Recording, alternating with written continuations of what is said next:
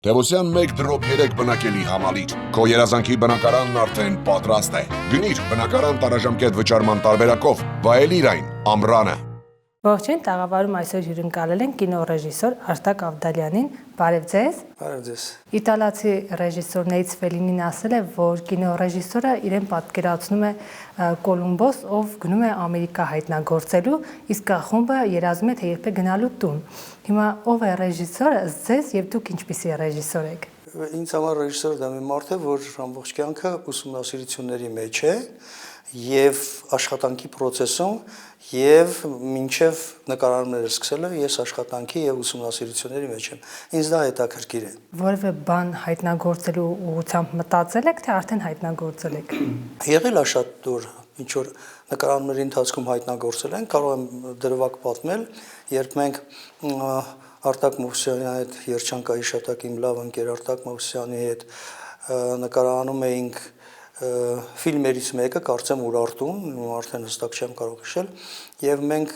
գնացել էինք նկարահանումների Իրանի Իսլամական Հանրապետության տարածք, քանի որ Ուրարտուն այդ ժամանակ տարածված էր եղել եւ Իրանի մի մասը Ուրարտուի մեջ էր եղել։ Նախ ասեմ, որ մեզ թույլ չտվեցին գնալ նկարահանումների Իրան, եւ հետո մենք մեր ընկերների միջոցով նենց կիսա լեգալ զրույցներում հասկացանք, որ խնդիրը ինչումն է, որ թույլ չեն տալիս, քանի որ Իրանում մի հստակ տարածված կարծիք կա, որ Հայաստանը միշտ եղել է իրենց իշխանության տակ, այսպես ասենք, իսկ մենք նկարում էինք այն ժամանակաշրջանի մասին, երբ որ Իրանն է եղել Հայաստանի պետականությունների իշխանության տակ, եւ մենք գնացինք փնտրելու մի սահմանակար, այսպես ասեմ, կարծեմ դա ուղղակի ֆիլմի համար չէր, բայց մեզ կարևոր էր, որովհետեւ կարծեմ դա Արտաշե Սարգսյանի սահմանակարերն էր, հստակ չեմ կարող ասել, որովհետեւ այդ ամեն ինչով իհարկե Արտակ Մովսյանը ավելի շատ գիտեր, քան ես նրա, այսպես ասեմ, փոքր եղբայրն էի այդ հարցերում, եւ գտանք այդ շատ հեռու 280 կիլոմետր Իրանի տարածքում խորացել էինք եւ հասնում էինք արդեն դեպի ծով, Կասպից ծով։ Եվ այդտեղ սարերի մեջ Արտակը գտավ այդ քարը, դա չէր մեր հայտնագործությունն իհարկե, քարը գտավ, նկարեցինք, մեկ էլ Արտակը բարձրացավ քարի կողքը ու ապշած ներքև էր նայում։ Ես բարձրացա, տեսա, որ ներքևում մեր զորած քարերի նման այդպիսի մի հատ տարածք կա, որտեղ այդպես քարեր են շարված դրած, որի մասին ոչ Արտակը գիտեր, ոչ էլ որևէ մեկը գիտեր։ Մինչև այսօր էլ այդ մասին ոչ ոք չի խոսում։ Այնպես որ հայտնագործությունները լինում են եւ մեր գործի ժամանակ։ Դա ոչ թվականին է եղել։ Որ թվականին էր, երևի մի 10 տարի առաջ կլիներ, հստակ չեմ կարող ասել։ Դուք կինո ոլորտը մուտք եք գործել թատերական ավարտելուց հետո, չէ՞, Սանկտ Պետերբուրգում եք սովորել, չնայած նախքան դա, որքանով ես գիտեմ, երկար տարիներ աշխատել եք հեռուստաընկերություններում, բայց ինչպես ձեզ հեռուստաընկերությունից խլեց կինոն վերջնական։ Տեսեք, ես սովորել եմ նախ Սանկտ Պետերբուրգում, կոչվում էր կինոյի, թատրոնի, երաժշտության ինստիտուտ, այնտեղ սովորել եմ հեռուստառեժիսորայի բաժինը, բայց մինչ այդ ես արդեն աշխատում էի տելեֆիլմերի Երևան ստուդիայում, մինչ այդ ես արդեն այստեղ ավարտել էի կինոտեխնիկումը եւ իհարկե կինոն ինձ հետաքրքիր էր, բայց ես երբեք չեմ երազել կինոռեժիսոր դառնալ։ Ընդհակառակը ես միշտ երազել էի քանդակագործ դառնալ եւ ամեն ինչ անում էի դրա համար, նկարում էի ամբողջ կյանքս, բայց հետո ինչ-ինչ պատճառներով դա չստացվեց։ Ես ընդունվեցի կինոտեխնիկում, ավարտեցի եւ սկսեցի աշխատել տելեֆիլմում որպես հնչյունային տեխնիկ ընդհանրապես, բայց հետո կամաց անցա որպես ռեժիսորի ասիստենտ, հետո գնացի կրթություն ստացա, հետո դարձա ռեժիսոր, բայց միշտ ինձ հետաքրքրել է հայոց պատմությունը, մեր մշակույթը, մեր ազգը եւ նույնիսկ Սանկտ Պետերբուրգում դիպլոմային աշխատանքի ժանրը որոշելու ժամանակ բոլորը մտածում էին կուրսեցիներս, վարպետը, թե ինչ ժանրի մեջ է Արտակ այս ֆիլմը անել, վարպետ եկավ եզրակացության, որ սա նոր ինչ-որ բան է, որը կոչվում է սիրո բացատրություն իր հայրենիքին։ Այդպես էլ մինչև այսօր ես այդ բացատրությունը կրում եմ եւ շատ երջանիկ եմ դրա համար։ Ուղղվածության մասին էի ուզում հարցնել, մի անգամից դուք ավելի շատ տպավորություն հենց փաստավավերագրական պատմական ֆիլմերից։ Ուղղվածությունը իհարկե շատ ավելի փաստավավերագրական, որտեղ ինձ նա հետաքրքիր է, նոր ասացի, որ բացի ուսումնասիրությունները, որը ես անպայման, եթե ոչ հեղինակին հավասար, գոնե կես այդ ուսումնասիրությունները անում եմ, կարդում եմ, հենց այսօր էլ ես կարդում եմ նյութեր հայոց պետականությունները ֆիլմի համար, բայց փաստավավերական ֆիլմը նայելով ինձ հետաքրքիր, որ հետո նկարահանումների ժամանակ նոր հայտնաբերություններ ես անում, հայտնագործություններ, նոր բաներ ես տեսնում, հետաքրքրում, ավելի ինչ որ բան բացահայտում ես։ Բայց ես նկարել եմ եւ խաղարկային գեղարվեստական ֆիլմ, Նարեկացու մասին հովիվը ֆիլմը, եւ հետո ունեմ գրված սցենարներ գեղարվեստական ֆիլմերի եւ այսօր մենք պատրաստվում ենք երկու գեղարվեստական ֆիլմ նկարահանել, որոնց սցենարը ես եմ գրել,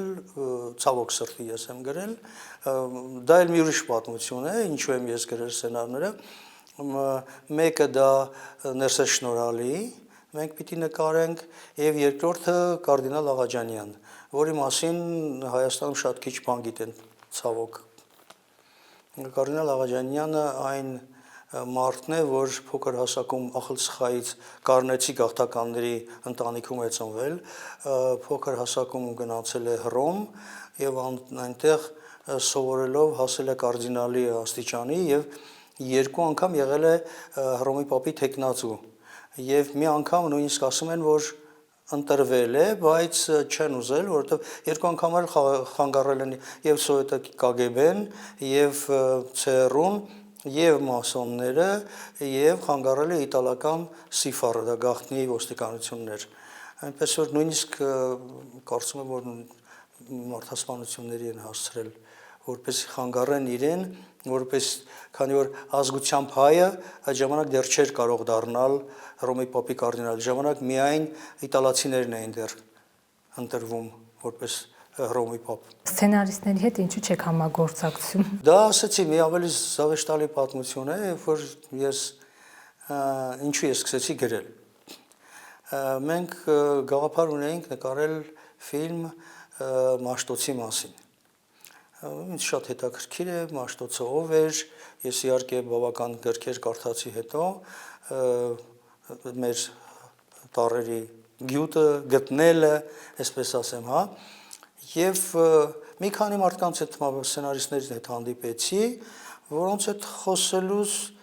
դեռ ամբողջ գաղափարը չբացատրած ինձ ասում էին ինչքան գումար ես տալու։ Դա ինձ միանգամից հետ էր վանում, որովհետեւ ես գոնե իմ աշխատանքի մեջ չեմ հենվում, թե ինձ ինչքան գումար են տալու։ Օրինակ Թաքուիների ֆիլմից ես ոչինչ չեմ աշխատել, ոչ միայն ես, ամբողջ իմ խումբը ոչինչ չի աշխատել, ամբողջ այդ դերասանների կազմը ոչինչ չի աշխատել։ Մենք չենք ունեցել ոչ մեկին վճարելու։ Եվ երբ որ այդպես ասում էին, ես միանգամից հետ էի կանգնում, տեսա որ չէ, ոչինչ չի ստացվում, չեմ գտնում այն սցենարիստը, որը կուզեի, որ իմ կողքին աշխատեր, ասեցի ես փորձեմ գրել, որովհետև ես արդեն մի սցենար ունեի գրած արդեն լիամետրաժ ֆիլմի, որը մեր խմբի ճամփորդությունների մասին էր, հիման վրա էր, Արևմտյան Հայաստան կատարած ճամփորդությունների հիման վրա էր, որը կոչվում էր 301 հոդվածը։ 301 հոդվածը դա Թուրքիայում այսօր այն հոդվածն է, որով ցանկացած մարդով կօգտագործի ցեղասպանություն բառը կարող է 3-ից 4 տարի ազատազրկվել։ Եվ իմ մի ծանոթ ասորի հոգեորական Դիարբեքիրում բնակվող 4 տարի ազատազրկվել էր հենց այդ թեմայով խոսելու համար։ Եվ Մաշտոցի սցենարը ստիպված ես գրեցի, իհարկե շատ կարդացի, գրքերը կարդացի, այնքան հետաքրքիր էր կարդալ։ Ինձ օգնեցին իհարկե իմ պատմաբան ընկերները, Արտակ Մովսիսյանը, գոնե ուղղություն տալով, թե ինչ կարդամ, որը շատ կարևոր է։ Հետո գրեցի, բոլորը հավանեցին, շատերը նույնիսկ զարմացան, թե ես ինչ հայտնագործություններ եմ արել այդ սցենարի մեջ, բայց չկարողացանք նկարել, գումար չճարեցինք։ Դա է ուզում հարցնել, երկար ժամանակ գումար փնտրել եք, բայց ոնց որ դեռ չեք գտել։ Գումար ճարելը ամենաբարդ աշխատանքն է մեր գործում։ Գիտեք, ես շատ դժվարանում եմ ինչ որ մեկին գնալ ասել ինձ փող կտակ կինո նկարեմ։ Ես այդ մարդը չեմ։ Ես գտնում եմ, որ մեր կողքին պետք է կանգնեն այն հայ ազգի մեծահարուստները, որոնք մտածում են հայ երեխայի դաստիարակության մասին, որտեղ կինոն դա այսօր ամենահզոր դաստիարակչական գործիքներից մեկն է։ Եվ եթե մենք ուզում ենք մեր երեխաներին դաստիարակել ազգասեր, հայրենիքը պահպանող եւ պաշտպանող, ապա մենք պետք է հայրենասիրական ֆիլմեր նկարենք։ Բայց սխալ է, երբ որ ինքը ռեժիսորը կամ սցենարիստը կամ չգիտեմ ինչ որ արվեստագետ, ես իհարկե ինձ արվեստագետ չեմ համարում, բայց ինչ որ այդպիսի մարդ գնում է եւ փորձում է ինքը խնդրել գումար, որպես ինքը ֆիլմ նկարի։ Ոչ, դուք պետք է գաք ինձ մոտ, ասեք մենք ուզում ենք այսպիսի մի գաղափար անել։ Ինչ ունես։ Արդյոք ունես այդպիսի համապատասխան գաղափար, եք համագործակցենք եւ ինչ որ գործ անենք։ Չէ, չկա տենց բան։ Օրինակ ասեմ ձեզ, ես ասորիների մասին 10 դոկումենտալ ֆիլմ ունեմ նկարած, եւ ինչու ունենք այդ 10 դոկումենտալ, որտեղ Ամերիկայում կա մի հատ ֆոնդ ասորական, որին իմ ընկերներից մեկը, որ ազգությամբ ասորի էր Լինա Յակուբովան, որի հետ մենք այդ ֆիլմերը անում ենք, ինքը ուղղակի գրում էր, ասում էր, այսպես գաղափար ունենք, այսպես գաղափար, եւ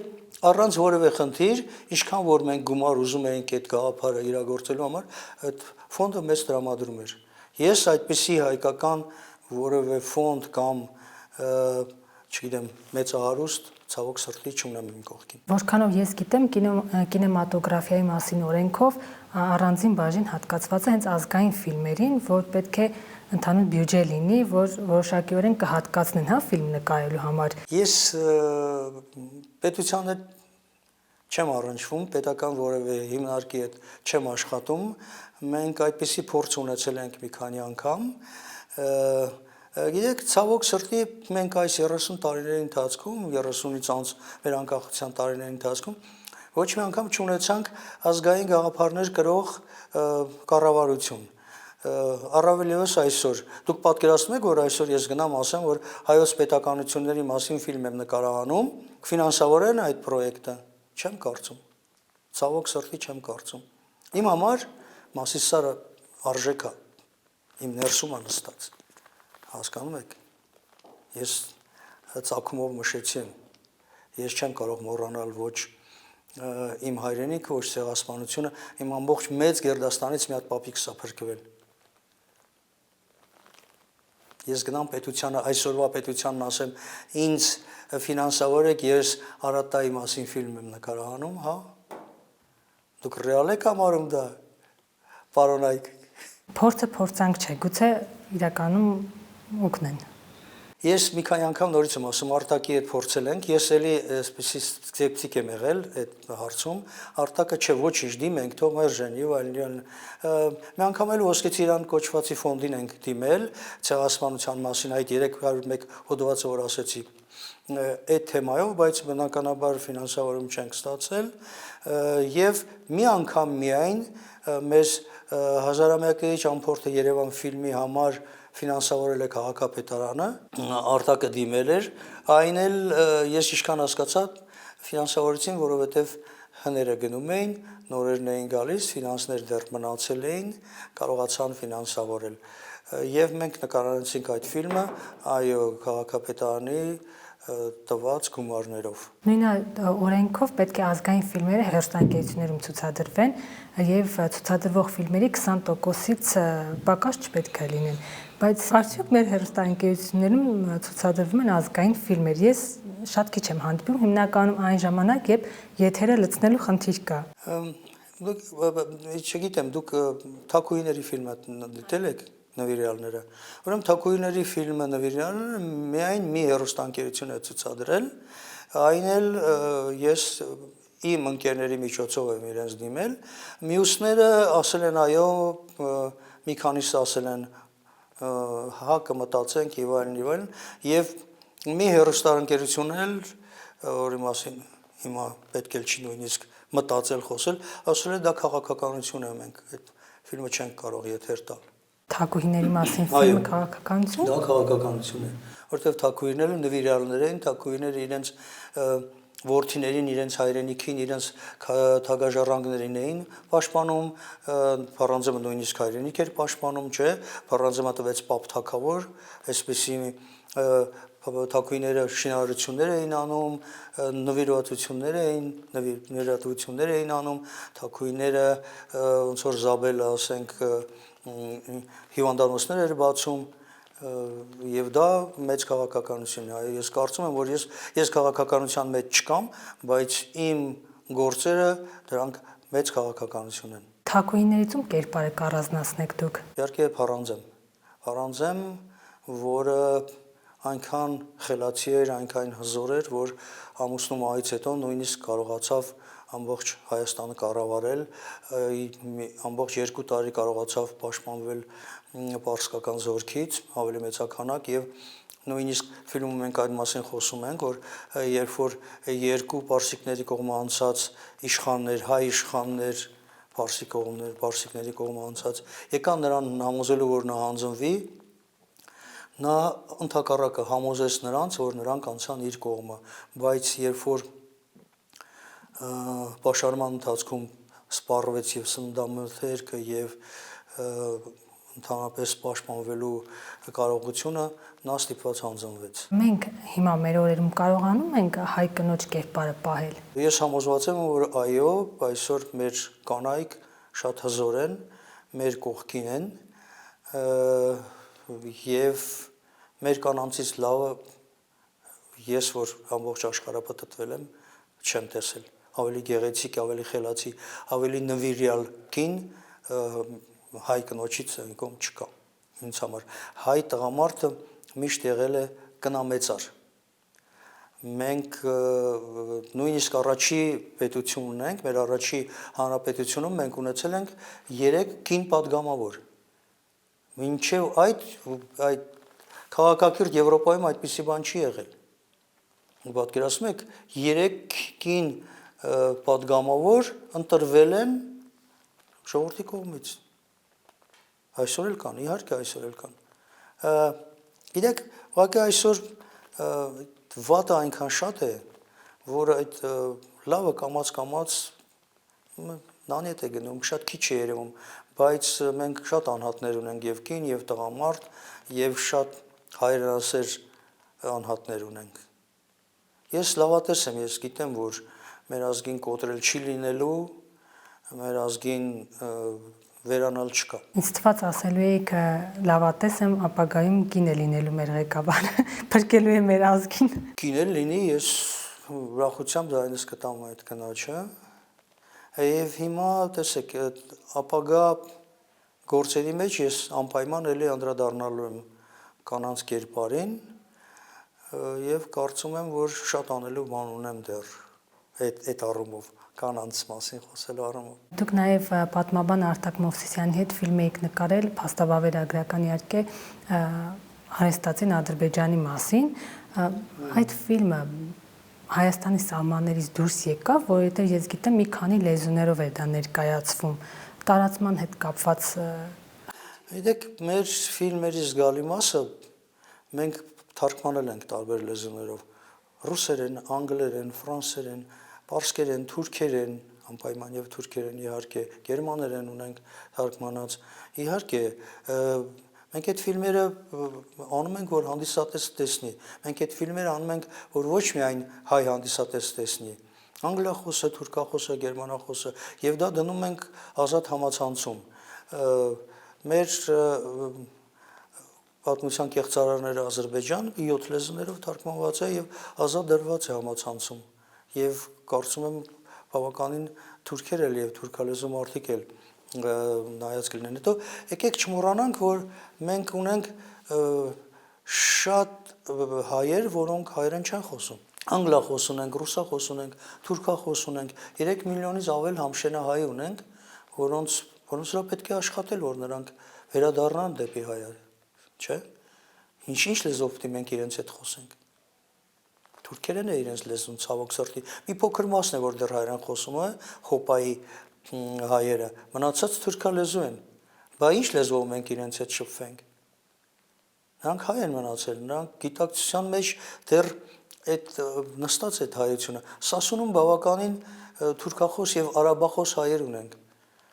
Եկեք չմոռանանք, մենք աշխարհով տարածված Ռուսաստանում այնքան հայեր ունենք, որ նույնիսկ չեն հիշում, որ իրենք հայ են։ Տեսեք, մենք նկարահանում էինք Վիրահայք ֆիլմը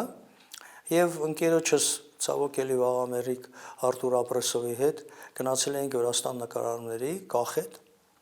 որտեղ մենք գիտենք, որ Կախետի մեծ մասը, զգալի մասը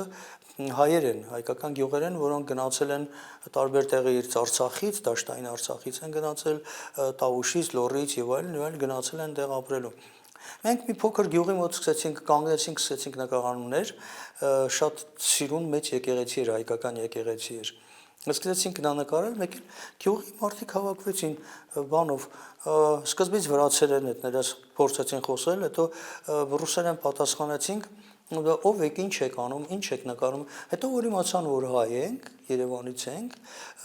ամբողջ գյուղը հավաքվեց մեր գլխին, որ այ իմ պապը հայ էր, այ իմ տատը հայ էր, մեկ սկսեց փորձեց կոտրտված հայերենով խոսել, այն սեղանը գցեցին արդեն կողք, սկսեցին մեզ հյուրասիրել, գինի վերեցին, մեկ սկսեց արտասանել հայերեն բան կամ երկու եղբայր ազգերի մասին, իրանց մոտ այդ ծնվում էր այդ մի անգամից բացվեց այդ որ իրանք հայ են, մենք շարունակեցինք մեր աշխատանքը եւ գիտեք մի քաղաք կա Վրաստանում, որը կոչվում է Սղնախ, Սղնախը գիտեք հայերեն բառ է Արցախի բարբառով նշանակում է ամրոց, ամրոցից տեղ։ Ամբողջ չինական Փարիզ ունեին, այտենց քաղաքի շուրջը հավաքված երկու եկեղեցի, մեկը չէր գործում, մեկը արդեն դարձել էր վրացական, դարձրել էին։ Մի կին հանդիպեցինք, որը մաքուր հայերեն խոսում էր, շատ գեղեցիկ կին էր, ասեց ամբողջ ինչ տեսնում եք, ամբողջ այս քաղաքը հայ են, բոլորը, բայց երկու կին ենք մնացել, որտեղ հայերեն խոսում ենք։ Բոլորը հիշում են, որ իրանք հայ են, բայց արդեն չգիտես, վախենում են, ամաչում են, էլ հայերեն չեն խոսում։ Մեր գործը, մեր ֆիլմերի գործը, այդ մարդկանց պատմել, այդ մարդկանց պատմությունը պատմել եւ այդ մարդկանց պատմել հայրենիքի պատմությունը։ Մեզ մոտ պատմական ֆիլմեր ինչու չեն նկարվում կամ ազգային հերոսների մասին։ Ես վերջերս ընթերցել եմ Մոնտեի մասին հրաշալի գիրք, որ իր քույրն ու եղբայրն էին գրել։ Այ կինոռեժիսորները, եթե դա վերածեն ֆիլմի, ուղղակի շատ հետաքրքիր կլինի։ Այսինքն բյուջե չկա դրա համար, չեն նկարում, թե իրենք չեն հետաքրքրվում դրա համար։ Եվ բյուջեն չկա, ասեմ ձեզ։ Պատմական ֆիլմ նկարել շատ ավելի թանկ է, քան ուրիշ ֆիլմ նկարելը, եւ մենք այդ փորձը չունենք, բայց դե փորձը ձեռք բերով իման է պետք է սկսել անել եւ գիտեք ամենաբարդը չկա ֆինանսավորողը մեր կողքի կանգնածը նորից անդրադառնամ դրան մեր կողքի կանգնածը չկա որ մեզ ասի ես քո ձեռքը բռնում եմ եկ երկուսով այդ գործը անենք հիմա մենք այդ պատմական օրինակ ներսե շնորհալին պատմական ֆիլմ է, չէ, շատ հայտնի մարդ, հայտնի կաթողիկոս, հայտնի երգահան, հայտնի փիլիսոփա եւ այլն։ Մեր կողքին կանգնած է այսօր այդ ֆիլմը նկարելու համար հայ կաթոլիկ եկեղեցու պատրիարխ Ռաֆայել Մինասյանը, որը հենց ֆինանսավորել էր եւ մեր Նարեկացի ֆիլմը։ Շատ դժվար է, գիտեք, գումար գտնել։ Ես այնքան եմ հասկանում այդ մարդուն, որ եւ ուզում է այդ գործը անել եւ այստեղից այնտեղից գումար խնդրելով մի կերպ կարողանում ենք այդ ֆիլմը անել ֆիլմը պետք է մի կերպ չլինի էլի հասկանում եք նորից անդրադառնամ Հայոց Թագուհիներին Հայոց Թագուհիները մենք նկարահանել ենք մեր ընկերների նվիրած գումարներով փոքր չնչին գումարներով երբ որ սկսեցինք ֆիլմը նկարել Արտակի հետ մենք հույս ունեինք, որ լավ, եկեք հարցազրույցները նկարենք Արտակ ջան, եւ հետո կգտնենք գումար, կգտնենք Արտակը կարողանում էր գումարներ գտրել։ Հետո ցավոք սրտի կորոնայի ժամանակ Արտակը մահացավ։ Եվ մենք նկարահանել էինք միայն հարցազրույցների մի մասը։ Բոնե իր հարցազրույցը մենք կարողացել էինք նկարել։ Հետո երկար ժամանակ ես ուշքի չէի գալիս, մինչև այսօր էլ ասեմ, որ ուշքի չէի գալիս, որտեվ Արտակը բացառիկ մարդ էր, բացառիկ պատմաբան էր, բացառիկ հայրենասեր էր։ Երբ որ ասում են, որ անփոխարինելի մարդ չկա, ես համաձայն չեմ դրա հետ, որտեղ Արտակը գոնե ինձ համար անփոխարինելի մարդ էր եւ անփոխարինելի գործընկեր էր։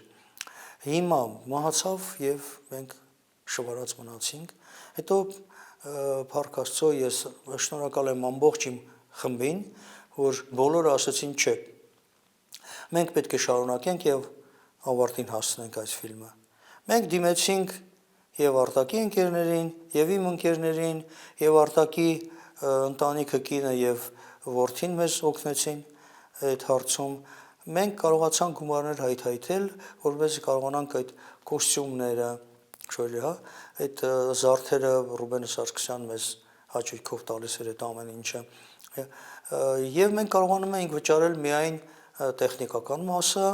եւ խումբ տանել նկարահանումների, տրանսպորտը, կերակուրը եւ այլն։ Այսինքն ոչ մեկս ոչ մի կոպեկ գումար չստացանք դրանից։ Եվ հետո էլ ազատ դրեցինք YouTube-ում թող ժողովուրդը նայի։ Եվ այսօր մենք արդեն 100,000-ից ավել։ Բայց ստացվում է մի նվիրալ էլ հիմա կինո ռեժիսորներն են։ Այսինքն ոչ մի օգուտ, ոչ մի տեղից չստանալով ինչպես կարող են ստեղծագործել մարդիկ։ Կարողանում են ամեն մեկը մի տեղից կարողանում են ինչ-որ բան հայտայտել։ Մի մասը իհարկե հենվում են պետության եւ կինոկենտրոնի վրա, բայց ես այդ մարդկանցից չեմ։ Ինձ չի հետաքրքրում ոչ պետության տված գումարը, այսօրվա պետության, ոչ էլ երեկվա պետության տված գումարը, ինձ չի հետաքրքրում։ Ես կփորձեմ էլի իմ ընկերների միջոցով, էլի, չգիտեմ, հովանավորների միջոցով շարունակել իմ գործը եւ ես այսօր այդպես էլ անում եմ։ Մենք շուտով կսկսենք նկարահանել հայոց պետականությունների նորած ֆիլմաշար, արդեն Միքայել Մալխասյանի հետ պատմաբան, որը ժամանակին Արտակի աշակերտն է եղել, այսօր գիտությունների տեխնացու է, պատմական գիտությունների իմ շատ լավ բարեկամն է, մենք ընտանիքներով ենք բարեկամներ Միքայելի հետ եւ Միքայելը փոխարինում է Արտակին, ինչով կարողանում է, մենք երկուսով փորձում ենք Արտակին փոխարինել, շատ դժվարությամբ, բայց փորձում ենք։ Եվ մենք այսօր մեր կողքին ունենք գտնվեց մի շատ ճիշտ հայ, կարգին հայ, որը ազգությամբ հայ է, բայց ապրում է Ռուսաստանում եւ ծնվել է Շուշիում ժամանակին, որը խոստացավ մեզ ֆինանսավորել մի ճամփորդությունը առայժմ եւ տեսնի հետո դրանից հետո ինչ է ստացվում եւ հետո կսկսենք մտածել արդեն։ Իսկ մեզ պետք է ճամփորդել Իրան Իսլամական Հանրապետություն, Արևմտյան Հայաստան, որպեսզի մենք կարողանանք այդ տարածքները, որտեղ որ Արարատապետությունը ասում են, որ այդտեղ է եղել տարածքները, այդ տարածքները նկարեն։ Օրինակ ասում ենք պատմական աշխարհագրության մեջ տերմին կա, որ Ուրմիալիչ թափվել է Արարատա անունով գետ։ Մենք պետք է դա գտնենք, նկարենք։ Շատ հեշտորեն ֆինանսավորում գտնում են օրինակ հումորային հաղորդումներն ու սերիալները, գովազդներ շատ կան։ Այսինքն գովազդատուների հետ կապ հաստատել եք։ Ոչ։ Ես գիտեք ինչ, այսօրվա հումորային հաղորդումները ես չեմ նայում, որովհետև դրանք հումոր չեն, դրանք ծաղրուծանակ են։ Հումորը շատ ավելի լուրջ բան է։ Հումորը պարոնյանն է, հասկանում եք։ Այսօրվա այդ ծամացրություն անելը հումոր չի։ Ճիշտ է, այսօր դրանց գումար են տալիս։ Այո, սերիալներին գումար են տալիս, բայց չգիտեմ, դա վերջի մենք պետք է կարողանանք կոտրել, թե չէ։ Մեր աշխատանքով, մեր աշխարհայացքը ցույց տալով իրենց պետք է կարողանանք կոտրել, թե չէ։ Գիտեք, Աղամերի Սամվել Կարապետյանն ասում էր, որպեսզի հայրենիքդ սիրես, պետք է ճանաչես հայրենիքդ։ Մենք փորձում ենք այդ ծանոթությունը հայրենիքի հետ բերել մեր ժողովրդին, իսկապես երբ որ դու գիտես, տեսել ես, ճանաչում ես դրան, սկսում ես դա սիրել, երբ որ սիրում ես, դու պատրաստ ես դա պաշտպանել ցանկացած մարդուց։ Հիմա մենք այն օղակն ենք կրթական, հա, դպրոցից հետո կամ դպրոցի կողքին, զուր չէ, որ մենք մեր հայոց թագուհիների ֆիլմը տանում էինք դպրոցներ եւ դպրոցներում էինք ցուցադրում։ Եվ երեխաների գոնե զգալի մասը նայում էր։ Կային որ չէին նայում, կային ցավոք։ բայց մի մասը նայում էր։ Փոքր լիներ, մեծ լիներ նայում էին։ Ինչքան էլ հասկանան, ինչքան էլ ընկալեն, դեք իրանց մեջ նստված կտա, ենթագիտակցության մեջ կմնա։ Այ մենք այդ դպրոցի կողքի օղակն ենք ֆիլմ նկարողներս։ Կինոթատրոններում ցուցադրելու փորձեր չեն արվում, որը ֆիլմերի մասին։ Արել եմ, կինոթատրոնել եմ փորձել տառնել, երբ որ բացատրեցի, որ մենք բյուջե չունենք, գումար չունենք, հայոց թագուհիները ֆիլմը նկարել ենք այսպիսի ձևով, ինձ ասեցին, մի կինոթատրոնում իհարկե ցուցադրել ենք, էլի Միքայել Մալխասյանը օգնեց իր ծանոթների միջոցով, բայց այն ամենակարևոր կինոթատրոնում, որ մենք միշտ անում ենք մեր ցուցադրությունը կինո Մոսկվայում, ինձ ասեցին 400,000 դրամ ցուցադրելու զալը վարձելու համար, չունեմ,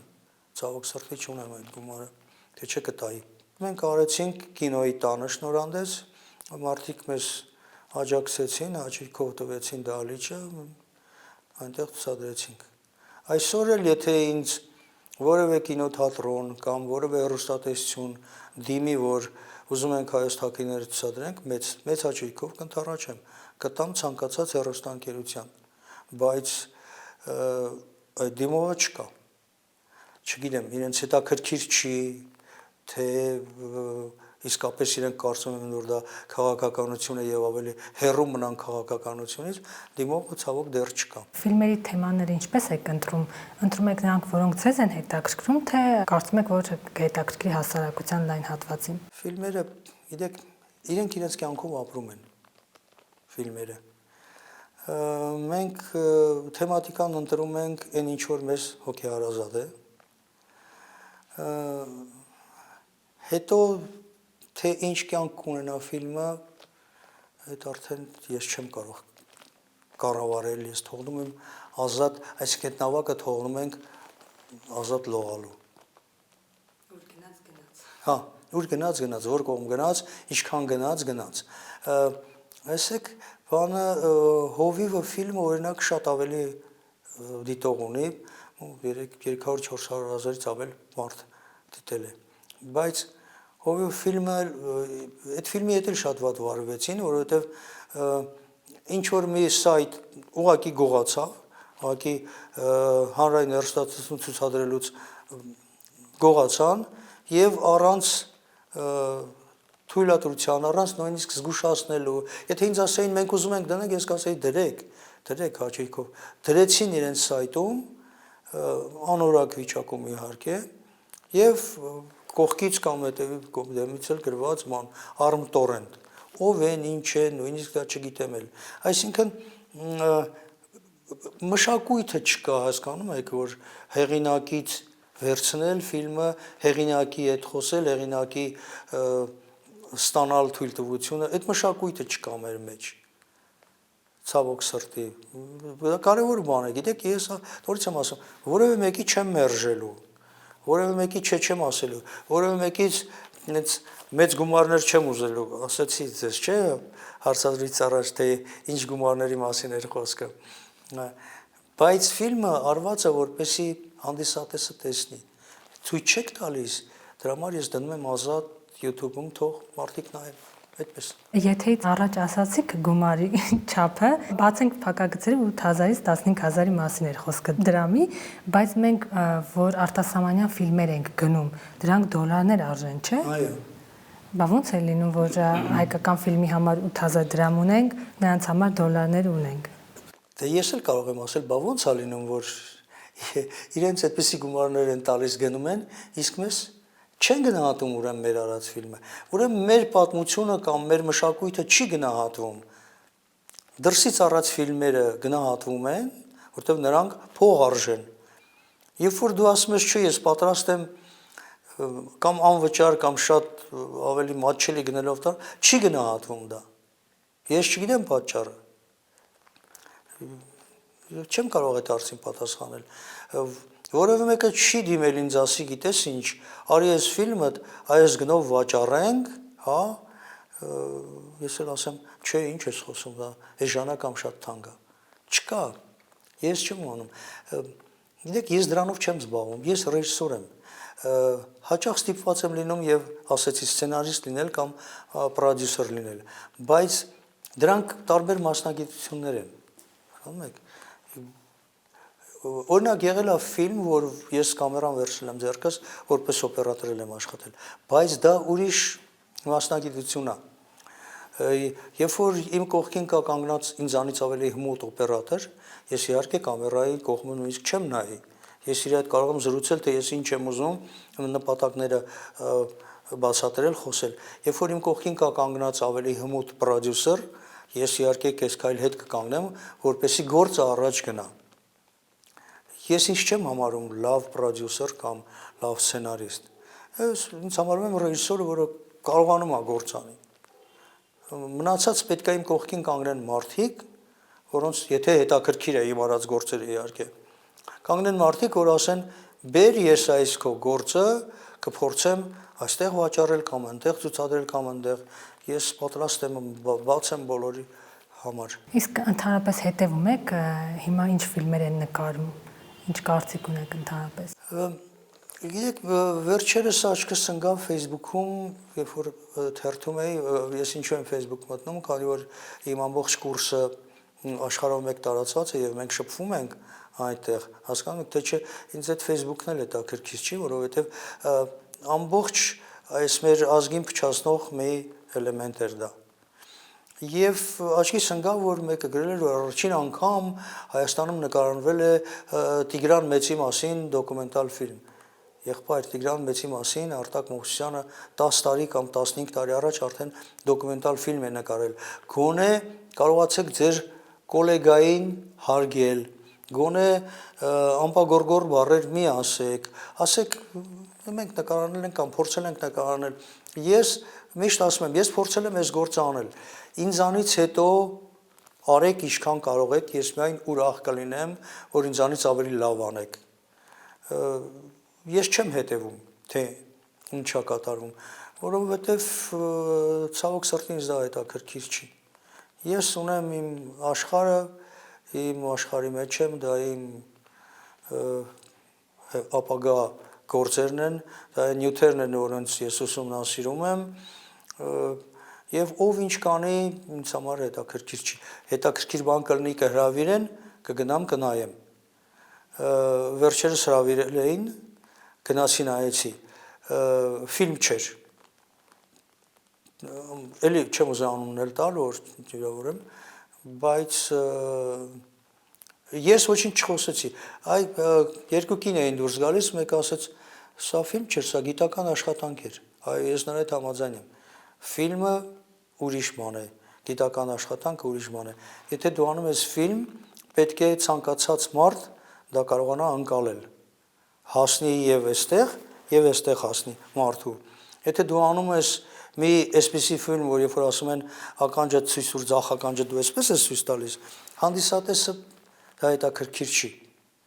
Փարաջանովի ֆիլմերը նայելու համար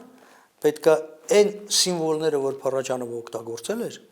դու կարողանաս իմանալ։ Դու պետք է կիրթ լինես այդ սիմվոլներում, որ կարողանաս Փարաջանովին հասկանալ։ Բայց դոկումենտալ ֆիլմը, փաստավավերագրական ֆիլմը պետք է անես, որպեսզի հասնի ցանկացած մարդու գիտակցությանը։ Իսկ այն ինչ որ ես տեսա, գիտական աշխատանք էր։